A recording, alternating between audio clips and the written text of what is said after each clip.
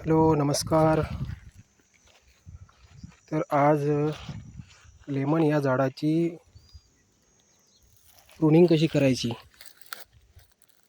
ते आज आपण बघणार आहोत. तर आता हे बघा, जवळजवळ 8 महिन्याचं हे झाड आहे. तर याच्यामध्ये ज्या वॉटर शूट असतात, खालच्या ज्या फांद्या असतात त्या बिलकुल कट करायच्या आहेत. अशा पद्धतीने अननेसेसरी फांद्या कट करून टाकायच्या आहेत. खाली ज्या फांद्या झुकाव करतात त्या सुद्धा उडवायच्या आहेत. प्रूनिंग करत असताना अशी टॅपिंग पण करून घ्यायची,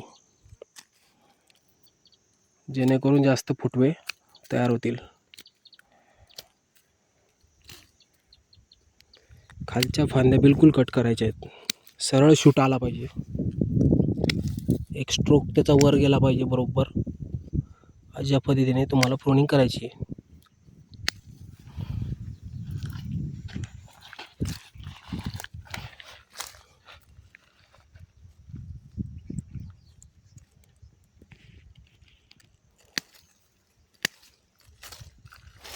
खाली वाकड्या तिकड्या फांद्या ज्या असतील त्या कट करून टाकायच्या आहेत.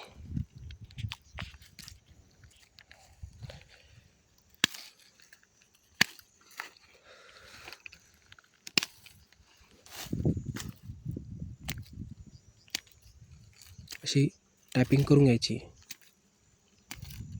नॉर्मल करायची, जास्त करायची नाही.